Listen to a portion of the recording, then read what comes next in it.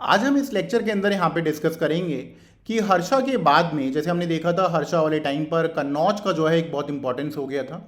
तो इस वाले टाइम के अंदर कन्नौज में जो है वो कन्नौज की सीट के लिए यहाँ पर जो लड़ाई हो रही थी। वेस्टर्न इंडिया में जो है वो यहाँ पर अलग अंपायर था प्रतिहारास का। ईस्टर्न इंडिया में जो एक अलग अंपायर था गॉड किंगडम, जैसे हमने देखा था हर्षा के टाइम पर था। बट उसके बाद यहाँ पर एक अंपायर आया था पालास का, वो यहाँ पर मेन प्रोमिनेंट हो गया था। और नीचे साउथ वाला जो एरिया है यहाँ पर जो है वो राष्ट्रकूटास का जो है वो यहाँ पे रूल ज़्यादा इंपॉर्टेंट हो गया था। तो ये जो तीनों जो एम्पायर्स हैं हमारे, ये तीनों की तीनों कन्नौज के लिए यहाँ पे लड़ाई कर रही थी, क्योंकि एक ऐसा माना जा रहा था कि कन्नौज का जिसने जो है वो यहाँ पर ऑक्युपाइड कर लिया, वो यहाँ पर पूरे इंडिया के ऊपर, यहाँ पर एटलीस्ट नॉर्दर्न इंडिया पर यहाँ पर जो है वो रूल करने लग जाएगा। तो इस लेक्चर के अंदर हम यहाँ पर डिस्कस करेंगे 800 एडी से लेकर 1000 एडी के बीच में जो इंडिया के अंदर एक जो मेन जो तीन एम्पायर्स थे उनके बीच में कैसा फाइट हो रहा था। पर्टिकुलरली हम इस लेक्चर के अंदर हम देखेंगे, बिगिन करेंगे पालास से। बंगाल वाला एरिया है इनके अंडर। हमने देखा था गॉड एम्पायर हर्षा के टाइम पे रूल कर रहा था। तो गॉड एम्पायर के बाद पालास यहाँ पर कैसे आए और पालास के बाद यहाँ पर क्या हुआ, ठीक है। तो सबसे पहले हम यहाँ पर इंडिया का सीन समझते हैं, नॉर्दर्न इंडिया का सीन हम देखते हैं। अगर गंगा वैली जहाँ पर काफ़ी अच्छा जो है आपका जो रिसोर्स है, पॉपुलेशन बहुत अच्छा है यहाँ पर, ये शुरुआत से ही आपका एक जो है वो एक मेन सेंटर रहा था, चाहे गुप्ता रूलर्स की बात करें चाहे हर्षा रूलर्स की बात करें, ठीक है। ये अपने रूल को यहाँ पर एक्सटेंड करते थे गुजरात के अंडर। और जो गुजरात के जो सी पोर्ट्स थे, जो वहाँ का जो ट्रेड था, बाहर से जो ट्रेड आता था, यहाँ से जो बाहर जाता था, इसके लिए गुजरात काफ़ी इंपॉर्टेंस माना जाता था। तो एक नॉर्दर्न इंडिया वाला एरिया हो गया, एक आपका गुजरात वाला एरिया हो गया, और इसके अलावा मालवा वाला एरिया और राजस्थान वाला एरिया। तो ये सारे एरियाज जो है वो यहाँ पर काफ़ी इंपॉर्टेंट जो है यहाँ पर माने जाते थे। तो नॉर्दर्न इंडिया में जो भी रूल करता था उसका ये वाला लिमिट एक जो है वो हम बताते थे कि नॉर्दर्न इंडिया की लिमिट है। कौन सा? Ganga valley area, Malwa area, Rajasthan area और गुजरात वाला एरिया। गुजरात बाहर के ट्रेड के लिए बहुत अच्छा होता था। साउथ इंडिया की अगर हम यहाँ पर बात करें, चोलास की जो अगर हम बात करें तो यहाँ पर Krishna river, Godavari river, Kaveri river, इन तीनों को एक ही कंट्रोल के अंदर जो है कौन सा एम्पायर लेकर आया था? चोलास एम्पायर लेकर आया था। इसको हम अभी नेक्स्ट जो चैप्टर होगा उसके अंदर डिटेल में देखेंगे। तो साउथ इंडिया की सुप्रीमेसी जो है वो इस वाले बेसिस के ऊपर डिसाइड होती थी। तो अगर हम एक देखें हर्षा के बाद में नॉर्थ इंडिया को हम डिस्कस करेंगे यहाँ पर मेनली। जो हर्षा के बाद में जो पॉलिटिकल कंफ्यूजन का जो सीन था वो यहाँ पर जो है वो फैल गया था, ठीक है। हर्षा जब यहाँ पर जब उसका डेथ हुआ उसके बाद जो है किसी को कुछ समझ में नहीं आ रहा था कि कौन यहाँ पर मेन राजा होगा।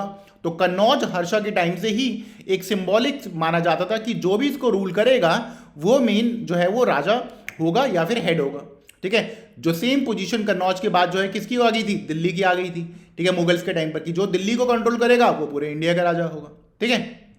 तो कन्नौज का जो रूल था हमने ऑलरेडी इसको देखा हुआ है हर्षा के टाइम पे कि इसकी इंपॉर्टेंस क्या थी। अपर गैंजेटिक वैली वाले एरिया का जो कन्नौज रूल कर रहा है उसका मतलब है अपर गैंजेटिक वैली एरिया को वो कंट्रोल कर रहा है और वहां का जो ट्रेड एग्रीकल्चर जो है सबके ऊपर उसका कंट्रोल है, ठीक है। ललित आदित्य की अगर हम यहाँ पर बात करें, कौन है ये कश्मीर का यहाँ पे रूलर था और इसने यहाँ पर पंजाब को भी अपने अंडर जो है वो रूल में ले लिया था थोड़े टाइम के लिए, और कन्नौज को भी जो है अपने अंडर कंट्रोल में ले लिया था ललित आदित्य ने, ठीक है। और इसने तो यहाँ तक ये भी कोशिश करी थी कि बंगाल तक जो गॉड वाला जो रीजन है वहां पर भी इन्वेट करे, ठीक है। तो वहां के जो राजा था उसको यहाँ पर जो है वो मार दिया था, ठीक है। बट धीरे धीरे क्या हुआ, ये जो ललित आदित्य का जो किंगडम था, इसका जो सपना था वो यहाँ पर क्रैश हुआ। क्यों? क्योंकि यहाँ पर जो है वो पालास ईस्टर्न साइड पर आए और गुर्जर प्रतिहारास जो है वेस्टर्न साइड पर आए, और यहाँ पर ललित आदित्य का जो सपना है वो सपना ही रह गया, राइट।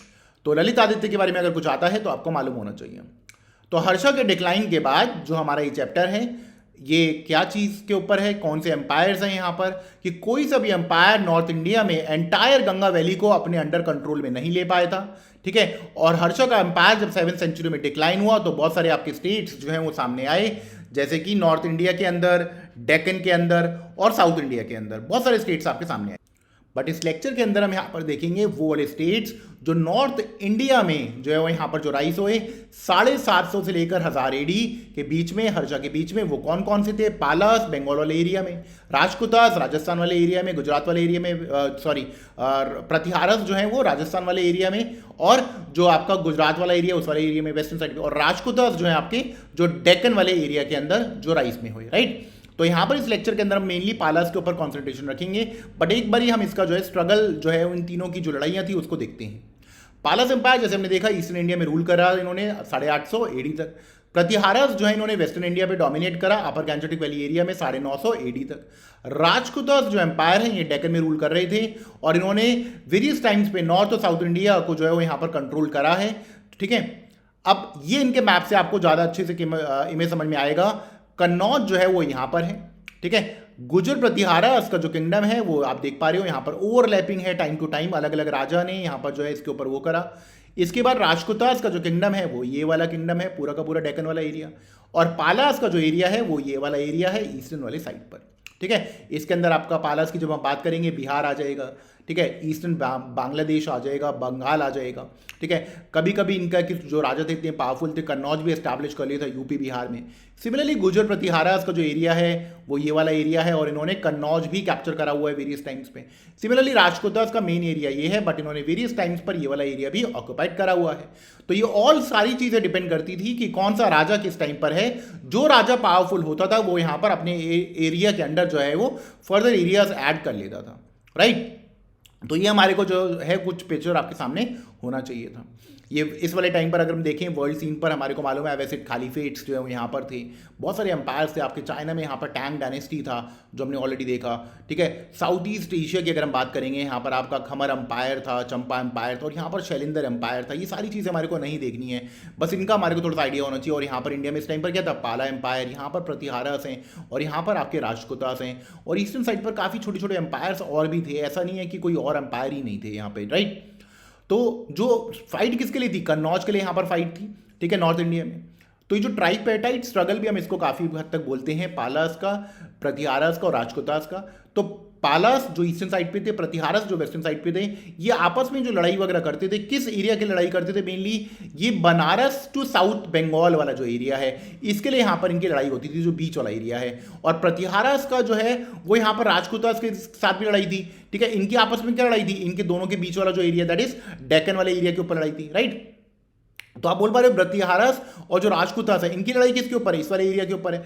और प्रतिहारस और पालास की लड़ाई किसके ऊपर है, इस वाले एरिया के ऊपर है, राइट। तो ये हमारे को जो है वो चीज़ें थोड़ी सी मालूम होना चाहिए। जबकि आप देख पा रहे हो पालास और जो राजकुतास के बीच में यहाँ पर थोड़े से और भी किंगडम्स हैं, जैसे ईस्टर्न चालुक्यास यहाँ पर रूल कर रहे थे और भी बहुत छोटे छोटे, ठीक है। अब गुजर प्रतिहारस की जब बात आएगी ना तो इनकी वेस्टर्न साइड पर यहाँ पर अरब्स के साथ इनका जो है वो काफ़ी रिलेशन जो है यहाँ पर काफ़ी हॉस्टाइल था, ठीक है। तो ये हमारे को मालूम होना चाहिए। जब इसकी बात आएगी पालास की तो इनका रिलेशन किसके साथ होगा, साउथ ईस्ट एशिया के साथ होगा और तिब्बत के साथ होगा इनका रिलेशन, ठीक है। इनका जो है प्रतिहारस का ना कैवलरी बहुत अच्छा था, हॉर्स वाला चीज़, ठीक है। इनका जो था वो यहाँ पर एलिफेंट्स वाला बहुत अच्छा था। बाकी तो अभी हम डिटेल में देखेंगे किसका क्या था, ठीक है। तो कौन सा एम्पायर इसमें से लॉन्गेस्ट चला, सबसे नीचे वाला राजकुतास एम्पायर लॉन्गेस्ट रहा, ठीक है। और ये सिर्फ ना कि मोस्ट पावरफुल था बट एक ब्रिज का भी काम करता था नॉर्थ और साउथ के बीच में, इकोनॉमिकली और कल्चरल मैटर्स दोनों के उसमें। तो राजकुतास जो हम सबसे लास्ट में देखेंगे वो मोस्ट पावरफुल एम्पायर था, ठीक है।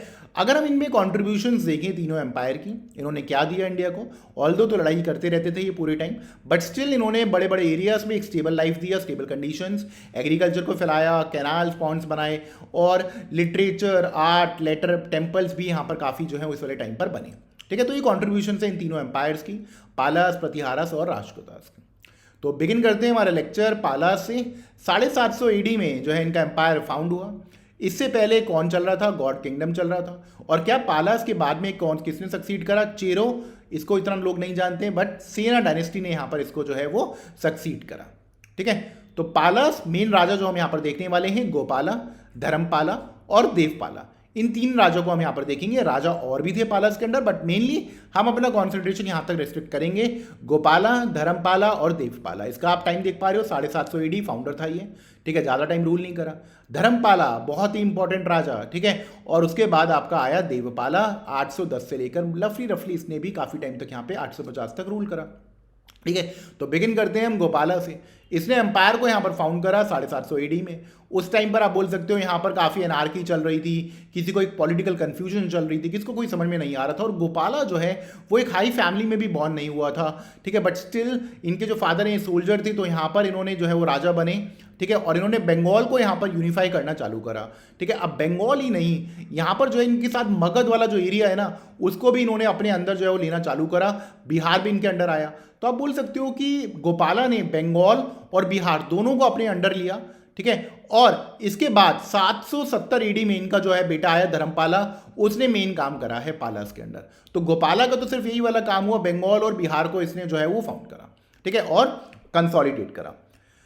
तो धर्मपाला की अगर हम यहाँ पर बात करें, इसके टाइम पर ट्राइपेटाइट स्ट्रगल, तीनों के बीच में पालास, राजकुतास और प्रतिहारास के बीच में लड़ाइयाँ चालू हुई, ठीक है, किसके लिए? कन्नौज को कंट्रोल करने के लिए, ठीक है। अब क्या हुआ इस लड़ाई में, आप देख पा रहे हो ना यहाँ पर, ये कन्नौज है, ये तीनों के बीच में यहाँ पर जो है फाइट यहाँ पर चालू थी, ठीक है। तो कुछ चीज़ें हमारे को अगर हम मैप्स में से देखें, जैसे कि पालास का नालंदा यूनिवर्सिटी है ना, वो यहाँ पर है, ठीक है। अब एक और चीज़ आपको मालूम होनी चाहिए, यहाँ पर जो पालास है ना, ये बुद्धिस्ट को यहाँ पर जो है वो फेवर करते थे, ठीक है। और ये जो पहाड़पुर है, ये बहुत इंपॉर्टेंट जगह है इनकी, ठीक है। तो यहाँ पर जो है वो पहाड़पुर कहाँ पर है? आज का प्रेजेंट डे बांग्लादेश के अंदर आता है, नॉर्थ वेस्ट बांग्लादेश के अंदर आता है, इसको भी हम देखेंगे, ठीक है। तो फेवरेबल जो सिचुएशन थी धर्मपाला की, वो क्या थी, इसको हम समझते हैं। प्रतिहारा जो है, हमें मालूम है वेस्टर्न में रूल कर रहे थे, ठीक है। ये यहाँ पर गॉड तक जो है वो यहाँ पर इन्होंने यहाँ तक ही पहुँच गए थे, ठीक है।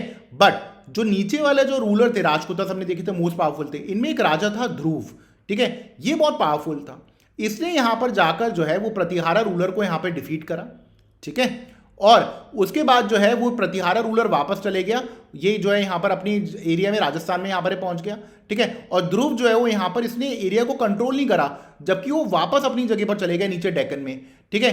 और बाद में ध्रुव को यहाँ पर डेथ होता है 793 एडी में। तो एक तरीके से आप क्या बोल सकते हो, जो ठीक है कि राजकुतास भी, अब ये यहाँ पर इन्होंने यहाँ पर अटैक करा, जो है इसको यहाँ पर हराया और फिर खुद नीचे चले गए। तो एक तरीके से क्या हुआ, ये एरिया तो पूरा बच गया ना पालास के लिए, तो एक धर्मपाला के लिए बहुत फेवरेबल कंडीशन हो गया। इसने डायरेक्टली नहीं करा, बट ध्रुव ने इसका काम कर दिया, ठीक है। तो धर्मपाला का काम किसने करा? ध्रुव ने काम करा, ये याद करके रखना है आपको। तो धर्मपाला जो है उसके लिए रास्ता पूरा साफ हो गया, इसने कन्नौज को ऑक्युपाइड कर दिया, वहां पर ग्रैंड दरबार हेल्ड करा, ठीक है, जिसमें बड़े बड़े वासल रूलर्स यहाँ पर आ रहे थे, पंजाब से लोग यहाँ पर आ रहे थे, ईस्टर्न राजस्थान से लोग यहाँ पर आ रहे थे, ठीक है। अब इस वाली पूरी सिचुएशन का फायदा उठा के धर्मपाला ने कन्नौज को ऑक्युपाई करा, और वहाँ पर उसने अपनी जगह पर, यहाँ पर एक वासल था चक्र युद्ध, इतना इंपॉर्टेंट नहीं है बट हाँ ठीक है, मालूम होना चाहिए, चक्र युद्ध जो है उसने यहाँ पर इसको यहाँ पर संभला दिया कन्नौज। और धर्मपाला अपने आप को नॉर्थ इंडिया में मोस्ट पावरफुल रूलर जो है वो बोलने लगा, और हो भी गया था मतलब उस वाले टाइम पर, ठीक है। और इसका जो नाम था, इसने क्या बोला, lord of the north, that is उत्तर पथ स्वामी, राइट, ठीक है। तो उत्तर पथ का जो स्वामी है वो कौन था? धर्मपाला था, आपको ये याद करके रखना है, ठीक है।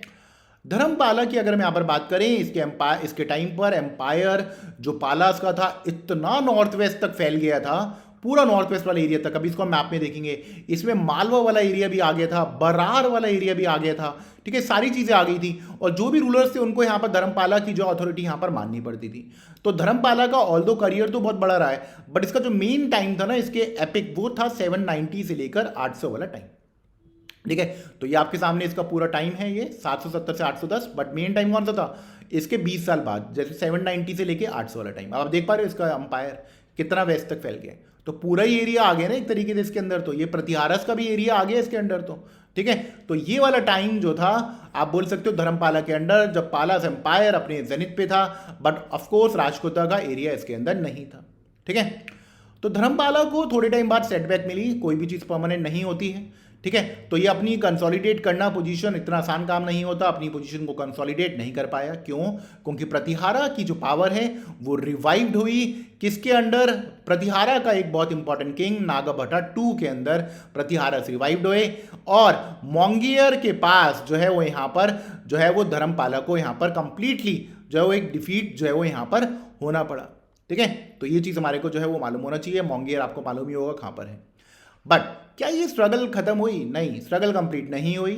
जो बिहार वाला एरिया है, ठीक है, जो ईस्टर्न यूपी वाला एरिया है, ये दोनों जो एरिया है ये शुरुआत से ही हमने देखा था प्रतिहारा से इस तरफ थे, पाला से इस तरफ थे, इसके बीच का जो एरिया था ये हमेशा से इन दोनों के बीच में बोन ऑफ कंटेंशन रहा, ठीक है।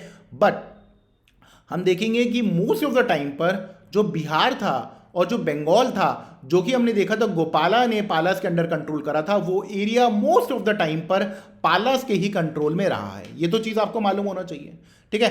बट अब पालास से जब प्रतिहारास ने यहाँ पर नागापट्टा का जब पावर रिवाइव हुआ, जब वहां पर उनका प्रतिहारस ने जो इनसे पावर छीन लिया गया, कन्नौज छीन लिया गया, तो पालस ने यहाँ पर जो है, उनको मालूम था नॉर्थ में तो इनकी जो है वो अब जो है वो यहाँ पर एम्पायर नहीं संभाल सकते हैं, तो इन्होंने अपना जो काम है वो दूसरी डायरेक्शंस में यहाँ पर जो है वो करना चालू करा।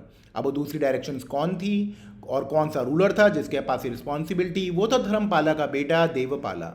ठीक है, ये 810 से आया और 850 तक रहा, 40 साल। जैसे जो है इसके पापा जो थे धर्मपाला, वो भी जो थे वो 40 साल के लिए थे, वैसे ही ये भी जो है वो यहाँ पर 40 साल के लिए जो था वो यहाँ पे रूल कर रहा था। ठीक है, और देवपाला के टाइम पर कंडीशंस ऐसी थी कि अभी नॉर्थ में यहाँ पर जो है वो नहीं जा सकते थे, तो इन्होंने अपनी एनर्जीज जो है वो बाकी जगह पर यहाँ पर करनी चालू करी। ठीक है, तो बाकी जगह कौन सी थी? असम की तरफ। ठीक है, जिसको हम प्राग ज्योतिषपुर बोलते थे। अगर आपके सामने आता है प्राग ज्योतिषपुर क्या है, किसको बोलते थे? असम को बोलते थे। और उड़ीसा की तरफ, तो असम वाला एरिया हो गया इस तरफ और उड़ीसा की तरफ। ठीक है, तो यहाँ पर इन्होंने अपना जो है वो डायरेक्शन, क्योंकि इधर तो जा नहीं सकते क्योंकि वहाँ पर प्रतिहारस पावरफुल हो चुके हैं। ठीक है, और मॉडर्न डे नेपाल के ऊपर भी। ठीक है, तो यहाँ पर सब पे जो है वो एनर्जीज कहाँ पर किसने फैलाई? देवपाला ने। इसका नाम ध्यान आती है, आपको मालूम होना चाहिए। तो 750 से लेकर 850 एडी तक पाला रूलर्स ने यहाँ पर ईस्टर्न इंडिया को डोमिनेट करा। वाराणसी तक यहाँ पर एक्सटेंड था। वाराणसी तो ऑफकोर्स बीच में ही जब ये नॉर्थ वेस्ट तक चले गए थे धर्मपाला के अंडर, तो देवपाला के अंडर आप देख पा रहे हो कि ये वाला जो एरियाज थे काफ़ी हद तक जो है यहाँ पर पालास का जो है यहाँ पर पावर चल रहा था। ये असम वाला एरिया, उड़ीसा वाला एरिया, ये भी यहाँ पर इनके अंडर था। तो देवपाला का यहाँ पर क्या हुआ? ठीक है, इंपॉर्टेंट चीज़ है देवपाला का क्या हुआ। प्रतिहारा किंग जो है, भोज बहुत इंपॉर्टेंट किंग है, हम उसको नेक्स्ट लेक्चर में देखेंगे। प्रतिहारा का मोस्ट इंपॉर्टेंट किंग था इनफैक्ट। उसने यहाँ पर जो है वो आप देखोगे कि देवपाला ने और जो भोजा का जब लड़ाई हुआ उनके बीच में क्या हुआ। ठीक है, तो भोज जो है वो यहाँ पर, इनको भी यहाँ पर डिफीट खानी पड़ी थी। ठीक है, और अमोघ वर्षा, ठीक है, ये राष्ट्रकूट का बहुत इंपॉर्टेंट किंग था, बट यहाँ पर देवपाला ने यहाँ पर हराया। ठीक है, दोनों को हराया, वेरी इंपॉर्टेंट। ठीक है, बट उनकी डेथ के बाद कन्नौज को कैप्चर कर लिया था किसने? भोजा ने। Right, this is very important. ठीक है, ऑल्दो प्रतिहारा का जो किंग था भोजा यहाँ पर है। ठीक है, एक टाइम पर यहाँ पर था देवपाला। ठीक है, और यहाँ पर नीचे था कौन? ठीक है, अमोघ वर्षा। ठीक है, तो यहाँ पर जो है वो एक तरीके से क्या हो गया था, इसको यहाँ पर हराया, बट इसकी डेथ के बाद यहाँ पर भोजा ने जो है वो इसको कन्नौज को ऑक्युपाई कर लिया था। ठीक है, अब इनके बारे में हमारे को काफ़ी हद तक अगर हम देखें इंफॉर्मेशन हमारे को कहाँ से मिलती हैं, अगर हम देखें फॉरेन मर्चेंट है काफ़ी इंपॉर्टेंट। ठीक है, अरब मर्चेंट था सुलाइमान, हमारे को मालूम होना चाहिए। बाद में भी और सारे अरब मर्चेंट्स आएंगे उनके अकाउंट, बट वो अलग लोगों के बारे में ज़्यादा बात कर रहे होंगे। यहाँ पर सुलाइमान ने जो है वो पालास के बारे में काफ़ी कुछ बोला है। और तिब्बतियन क्रॉनिकल्स में जो बुद्धिस्ट टेक्स्ट है, हमने देखा था पालास जो है वो बुद्धिस्ट को यहाँ पर फेवर करते थे, तो यहाँ पर उनमें भी काफ़ी हद तक जो है वो चीज़ें मेंशन करी हुई हैं। ठीक है, तो सुलाइमान का अगर हम यहाँ पर अकाउंट बोलेंगे जो है, ठीक है, जो कि अरब मर्चेंट था, उसने इंडिया को 750 एडी में विजिट करा और इसने काफ़ी चीज़ें लिखी गई हैं। पाला किंगडम को इसने क्या बोला? रूहमा बोला है। तो अगर आपके सामने टर्म आता है कि रूहमा क्या है, तो आपको बताना है कि ये पाला किंगडम को बोलते था कौन? सुलाइमान के अकाउंट में। इसको शॉर्ट में अगर हम देखेंगे धर्मा, जो कि धर्मपाला का जो है वो यहाँ पे शॉर्ट है। तो इसने यहाँ पर सुलाइमान बात करता है कि पाला रूलर यहाँ पर कॉन्स्टेंटली इनके लड़ाई होता है अपने नेबर्स के साथ में, जो उनके नेबर्स कौन है? प्रतिहारस और राजकुदास। बट ये अगर हम सुलाइमान का माने तो पालास के जो ट्रूप्स हैं वो अपने दुश्मनों से काफ़ी ज़्यादा हैं। राइट, अगर हम सुलाइमान का अकाउंट देखें, पाला के किंग के पास जो है 50,000 एलिफेंट, जैसे हमने देखा था पालस के अंदर एलिफेंट्स का इंपॉर्टेंट रोल था। 10 से 15,000 लोग यहाँ पर काम करते हैं आर्मी के अंदर कंप्लीटली। यहाँ पर ये तो इतने लोग यहाँ पर वॉचिंग क्लोथ्स के लिए काम कर रहे हैं। ठीक है, अगर हम देखें कि अगर ये एक्सजेरेशन भी है, बट स्टिल हमारे को एक चीज़ पता लगेगी कि इनके पास लार्ज मिलिट्री था। तो अगर हम इसके अकाउंट में देखें, पालस के पास लार्ज मिलिट्री था, ये सुलाइमान का अकाउंट हमारे को यहाँ पर बताता है। ठीक है, अब ये चीज़ हमारे को नहीं पता लगती कि ये स्टैंडिंग आर्मी था या नहीं था। ठीक है, या फिर तो दो कॉन्सेप्ट हैं, या तो आर्मी जो है वो स्टैंडिंग आर्मी है राजा की, पूरी टाइम पर वो उसकी रहेगी, और एक है कि लड़ाई के टाइम पर ही यहाँ पर जो फ्यूडल जो सिस्टम था, वासल का जो सिस्टम था, लड़ाई के टाइम पर यहाँ पर फ्यूडल लॉर्ड्स जो हैं यहाँ पर आ रहे हैं और अपनी आर्मी का कंट्रीब्यूट कर रहे हैं। तो हमें ये नहीं मालूम है कि उनके पास स्टैंडिंग आर्मी है या फिर फ्यूडल वाले लोग जो हैं वो आकर अपनी आर्मी को कंट्रीब्यूट कर रहे हैं, बट इतना ज़रूर मालूम है कि इनके पास मिलिट्री बहुत बड़ी थी। ठीक है, और ये सुलाइमान अकाउंट भी एक प्रूफ है उसमें से।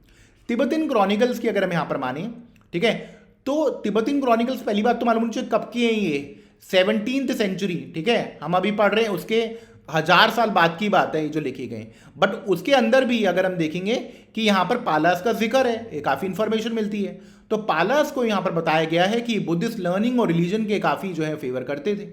नालंदा यूनिवर्सिटी के बारे में मेंशन्ड है, विक्रमशिला यूनिवर्सिटी के बारे में मेंशन्ड है, और ये भी मेंशन्ड है कि पालास ने बहुत सारे विहारास बनाए थे बुद्धिस्ट मॉन्क्स ताकि आराम से रह पाए वहाँ पे।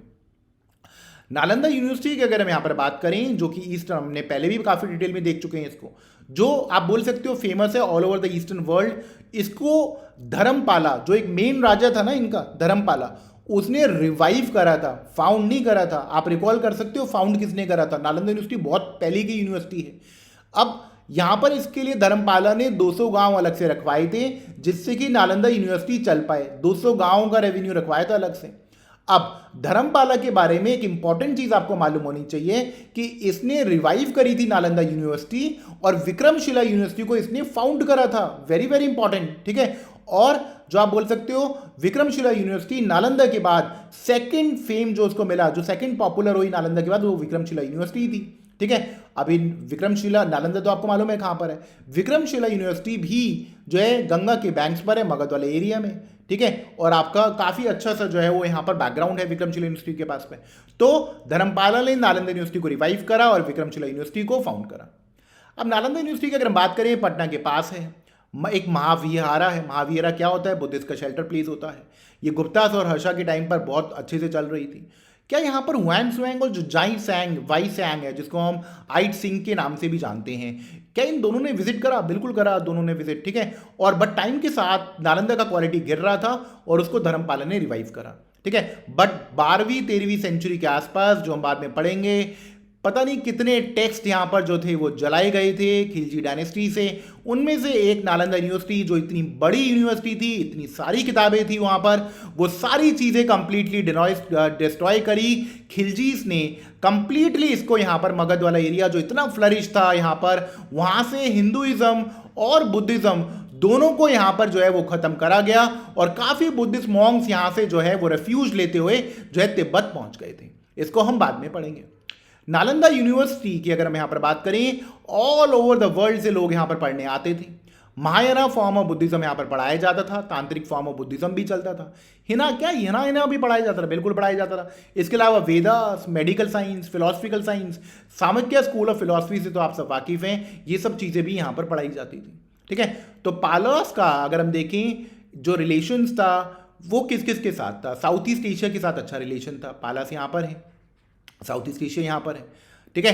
तिब्बत ऊपर है, इसके साथ भी अच्छा रिलेशन है। और जो अरब्स, जो एबेसिड्स थे, उनके साथ भी इनका रिलेशन था, ठीक है। अगर हम देखें पालास का तिब्बत के साथ क्या रिलेशन था, पालास का काफ़ी क्लोज कल्चरल रिलेशन था तिब्बत के साथ। जो बुद्धिस्ट जो स्कॉलर्स हैं फेमस, बहुत इंपॉर्टेंट है, ये आपको मालूम होनी चाहिए, ठीक है। संतरिक्षिता और दीपांकर बहुत इंपॉर्टेंट है, ठीक है। जो दीपांकर है उसको अतिस्सा भी बोलते हैं, ठीक है। इनको तिब्बत में इन्वाइट करा, और यहाँ पर इन्होंने तिब्बत में जाकर एक नया हिंदुइज्म का फॉर्म, बुद्धिज्म का फॉर्म वहाँ पर फैलाया। उसकी वजह से काफ़ी जो तिब्बत के जो बुद्धिस्ट जो थे वो यहाँ पर नालंदा और विक्रमशिला यूनिवर्सिटी में पढ़ने आए, ठीक है। तो कौन लोग गए थे यहाँ से? संतरिक्षिता और दीपांकर, ठीक है। अब दीपांकर, जिसको अतिशा बोलते हैं, ये शर्मा ट्रेडिशन जो है यहाँ पर तिब्बतियन बुद्धिज्म का, उसका फाउंडर है। Very important. एक और जो सोर्स है जो हमारे को विक्रमशिला यूनिवर्सिटी के बारे में बताता है, तारानाथ का जो रिकॉर्ड है 16-17 सेंचुरी एडी का। तो तारानाथ कौन है? ये एक बुद्धिस्ट मॉन्क हैं जिन्होंने ग्रामर और तांत्रिज्म, जो वज्रायन फॉर्म बुद्धिज्म का, वो बहुत अच्छे से यहाँ पर स्टडी करा हुआ है, ठीक है। तो ये हमारे को चीज़ जो है वो मालूम होना चाहिए, ठीक है। इसके अलावा अगर हम देखें, क्या पालास हमारे को मालूम है बुद्धिज्म को ग्रांट देते थे? क्या इन्होंने ब्राह्मण्स को भी ग्रांट दिया था? बिल्कुल दिया था, ठीक है। ये इन्होंने यहाँ पर बुद्धिज्म और तांत्रिक स्कूल्स को यहाँ पर इन्होंने जो है सपोर्ट करते थे, बट इन्होंने शैविज्म और वैष्णविज्म को भी ग्रांट दिया था।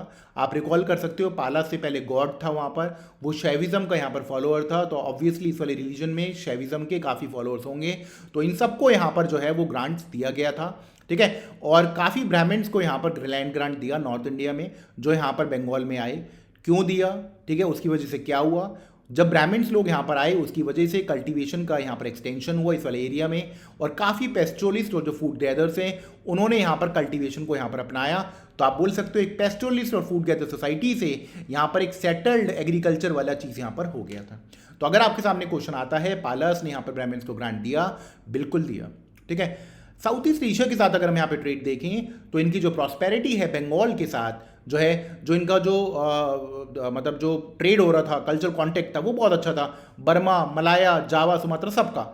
ठीक है, और ये इतना प्रॉफिटेबल होता था ना साउथ ईस्ट एशिया का ट्रेड, वेरी इंपॉर्टेंट। इसकी वजह से जो पाला एम्पायर उसको काफ़ी हेल्प मिला था, क्योंकि गोल्ड और सिल्वर जो है ना वो यहाँ पर काफ़ी यहाँ पर बंगाल वाले एरिया में आ गया था साउथ ईस्ट एशिया से, तो ऑफकोर्स यहाँ पर इनका फायदा हो रहा था, उसकी वजह से इनका एम्पायर पावरफुल हो रहा था। ठीक है, तो साउथ ईस्ट एशियन के साथ साउथ ईस्ट एशिया में शैलेंद्र डायनेस्टी था, हमने ऑलरेडी देखा। यहाँ पर काफ़ी एम्बेसीज इन्होंने भेजी पालास के कोर्ट में। नालंदा यूनिवर्सिटी में हमने ऑलरेडी देखा है, शैलेंद्र यूनिवर्सिटी क्या थी, बुद्धिज्म थी, बुद्धिस्ट फेथ की थी। हमने ऑलरेडी देखा वो बोरोबुदूर का जो मंदिर है वो क्या है, बुद्धिस्ट मंदिर था। कहाँ पर था, वो जावा में था। ठीक है, तो यहाँ पर जो है वो काफ़ी यहाँ पर जो है वो आपकी मोनेस्ट्रीज बनाने के लिए परमिशन लेनी पड़ी इनको नालंदा में, कि हम जो है वो उसके पास जो है वो मोनेस्ट्रीज बनाएंगे। ठीक है, तो पाला रूलर जो है देवपाला, उसने यहाँ पर 5 गांव अलग से रखे कि अलग से जो है वो यहाँ पर नालंदा यूनिवर्सिटी के लिए, कि यहाँ पर जो है वो अलग से ये चीज़ चल पाए। हमने ऑलरेडी देखा धर्मपाला ने उसको क्या करा है, रिवाइव करा था। देवपाला ने भी यहाँ पर क्या करा है, नालंदा यूनिवर्सिटी को हेल्प करा है और गांव यहाँ पे रखे हैं। तो इस चीज़ों से हमारे को क्या पता लग रहा है कि इनके साउथ ईस्ट एशिया के साथ बहुत अच्छे रिलेशन थे, दोनों के फेथ सेम है, राइट। तो अगर हम देखें धर्मपाला ने यहाँ पर नालंदा यूनिवर्सिटी और विक्रमशिला यूनिवर्सिटी को यहाँ पर जो है फाउंड करा, बट नालंदा को इसने रिवाइव करा था और विक्रमशिला को यहाँ पर इसने फाउंड करा था। बट शैलेंद्र एम्पायर ने जो रिक्वेस्ट करी थी वो किसको करी थी, देवपाला को रिक्वेस्ट करी थी कि 5 गांव वो नालंदा यूनिवर्सिटी को जो है वो अलग से रखा जाए। ठीक है, तो आपको पता होना चाहिए ये चीज़ धर्मपाला के टाइम पर हुई है और ये चीज़ देवपाला के टाइम पर हुई है, कंफ्यूज मत करना। ठीक है, अगर हम पालास का इंपॉर्टेंस देखें जो है, ये गोल्डन एरास हैं बंगाली हिस्ट्री के लिए, स्टेबिलिटी और प्रॉस्पेरिटी काफ़ी आई यहाँ पर। ठीक है, पहले तो लड़ाइयाँ होती रहती थी यहाँ पर। ठीक है, और एक तरीके से आप बोलोगे आर्ट और आर्किटेक्चर में काफ़ी यहाँ पर डेवलपमेंट्स हुई हैं। ठीक है, और इनका जो पूरा जो लेगेसी है वो तिब्बतीन बुद्धिज्म में झलकता है। ठीक है, but most important cheese Bengali language का यहाँ पर जो है वो एक तरीके से आप बोलोगे एक बेसिस रखा गया, और जो पहला जो लिटरेरी वर्क है इसके अंदर बंगाली लैंग्वेज के अंदर, चार्य पद, वेरी इंपॉर्टेंट, वो इस वाले टाइम पर पालास के टाइम पर हुआ, चार्य पद, राइट। ये चीज़ आपको मालूम होना चाहिए। तो अगर हम यहाँ पर कुछ चीज़ देखें लर्न करने के लिए, आपको मालूम होना चाहिए कुछ चीज़ें। गोपाला ने यहाँ पर जो है वो यूनिफाइड करा बंगाल और मगध को अपने कंट्रोल में लेकर आया। धर्मपाला ने लिमिट को बढ़ाया और नॉर्थ वेस्ट तक फैल गया, मालवा और बरार वाला एरिया भी इंक्लूड करा। देवपाला ने यहाँ पर ईस्टर्न डायरेक्शंस में भी अपना जो है वो रोल प्ले करा, असम में और उड़ीसा में भी और नेपाल के अंदर भी, जैसा कि हमारे को सुलाइमन और तिब्बतिन क्रॉनिकल से भी यहाँ पर जो है वो चीज़ें देखने को मिलती हैं। ठीक है, तो अगर हम यहाँ पर कुछ क्वेश्चंस डिस्कस करें धर्मपाला जो है के बारे में, अगर हम अलग से देखें एडिशनल पॉइंट्स। ठीक है, धर्मपाला को याद करा जाता है Buddhist archaeological site north Seberang Perai in the state of Kedah in Malaysia. क्या ये स्टेटमेंट सही है? बिल्कुल सही है। धर्मपाला ने बहुत ही बड़ा महाविहारा बनाया था पहाड़पुर, जो अभी जो है वो बांग्लादेश में है, बिल्कुल सही स्टेटमेंट है। तारानाथ जो है उसने यहाँ पर क्रेडिट दिया है कि धर्मपाला ने 50 रिलीजियस इंस्टीट्यूशंस खोले थे और बुद्धिस्ट ऑथर जो है हरिभाद्रा उसको यहाँ पर जो है फेवर करा था, बिल्कुल सही है। ठीक है, रत्ना किर्स्थानी एक लॉजिशियन है, उसको यहाँ पर सिलोन पर जो है वो इनवाइट करा गया था। ठीक है, पालास का था। और धर्मपाला के टाइम पर बुद्धगुप्ता जो है वो रेक्टर था यूनिवर्सिटी का। ठीक है, सारी स्टेटमेंट सही है धर्मपाला के बारे में। अगर हम धर्मपाला का रीन देखें, क्योंकि देखो मेन हम पालास जो हमने पढ़ा मेनली हमने धर्मपाला का टाइम पढ़ा है, तो इसके बारे में आपको कंफ्यूज नहीं होना, ज़्यादातर जो चीज़ें आएंगी वो धर्मपाला से एसोसिएटेड होंगी। ठीक है, तो आपको प्रीलिम्स में आप हेल्प कर सकते हो यहाँ पर। तो धर्मपाला में कौन सा ऐसा इंस्क्रिप्शन है यहाँ पर धर्मपाला से एसोसिएटेड है? सारे एसोसिएटेड हैं। Monghyr copper plate very important, Bodhgaya stone inscription important है, Khalimpur copper plate, Nalanda copper plate, Nalanda stone, Valgudar image inscription, Paharpur seals, ये सारी की सारी जो है, और इस सोमापुर में विहारा, ये सारा सब जो चीज़ें ना ये धर्मपाला के टाइम पर अगर आपके एग्जाम में अगर जो है वो क्वेश्चन कोई आता है तो। ठीक है, अगर हम देखें भागलपुर कॉपर प्लेट जो है ना, ये देवपाला को यहाँ पर बताया गया है कि धर्मपाला का नेफ्यू है, भतीजा है। बट जो मुंगेर कॉपर प्लेट इंस्क्रिप्शन है वहां पर बताया गया है कि ये देवपाला जो है वो धर्मपाला का बेटा है और इसकी जो है वो क्लियर जो वैलिडिटी है वो ज़्यादा है, इसलिए हम यहाँ पर इसको मुंगेर कॉपर प्लेट इंस्क्रिप्शन को ज़्यादा इंपॉर्टेंट बताते हैं। अगर हम देखें बादल पिलर इंस्क्रिप्शन जो है यहाँ पर क्या चीज़ मैंशनड है, यहाँ पर मैंशनड है कि जो डिसाइडेंट है नारायण पाला जो है ये बताते हैं कि देवपाला का एम्पायर जो है वो विंध्यास, हिमालयास और जो दो ओशंस अरेबियन सी और बे ऑफ बंगाल दोनों के बीच तक पूरा एरिया जो है वो देवपाला का था। ये कैसे पता लगता है हमारे को, बादल प्लेट इंस्क्रिप्शंस के अकॉर्डिंगली। तो अगर ये आएगा किससे रिलेटेड है, देवपाला से रिलेटेड है ये, ठीक है। तो देवपाला का अगर हम यहाँ पर बात करें तो एक बुद्धिस्ट पोएट है वज्रदत्ता, जो कि ऑथर भी है लोकेश्वर शतक का, ठीक है। उसने यहाँ पर जो है वो ये देवपाला की कोर्ट का एक मेंबर था। तो अगर आपके सामने क्वेश्चन आता है बुद्धिस्ट पोएट वज्रदत्ता कौन से जो किंग है उसका जो है वो यहाँ पर जो है कोर्ट पे जो है वो मेंबर था, तो आपका आंसर होना चाहिए देवपाला के कोर्ट में, ठीक है। अगर हम कुछ और चीज़ें देखें, उदांतापुरी के सामने अगर आपके सामने कुछ क्वेश्चन आता है, यहाँ पर एक आपकी कुछ विहारास है, ये है कहाँ पर उदांतापुरी? वेल ये नालंदा यूनिवर्सिटी के काफ़ी पास में है, एक महाविहारा ही है। ये माना जाता है गोपाला जो एक फाउंडर था पाला डायनेस्टी का, उसने इसको बनाया था, ठीक है। और ये एक सेकेंड ओल्डेस्ट इंडिया महाविहारा है नालंदा के बाद का, और मगध में सिचुएटेड है। और बाद में जब मोहम्मद बिन बख्तियार खलजी यहाँ पर आया तो उन्होंने इसको जो है वो यहाँ पर ख़त्म करा, राइट। पहाड़पुर बहुत इंपॉर्टेंट जगह है, बांग्लादेश में है, नाओगन डिस्ट्रिक्ट में है, काफ़ी इंपॉर्टेंट आर्कियोलॉजिकल साइट है इंडिया के लिए। यहाँ पर हमारे को जो है वो सिग्निफिकेंट हिंदू स्टैचूज भी मिलते हैं। और एक मोस्ट इंपॉर्टेंट आप बोलोगे मोस्ट फेमस एग्जाम्पल है आर्किटेक्चर प्री इस्लामिक, अगर हम देखें बांग्लादेश के अंडर, राइट। प्री इस्लामिक मतलब इस्लाम से आने से पहले, ठीक है। पहाड़पुर बुद्धिस्ट विहारा जो है, जो यहाँ पर जो विहारा है वो कौन से राजा के लिए बनी हुई है? धर्मपाला के लिए वो यहाँ पर बनी हुई है, ठीक है।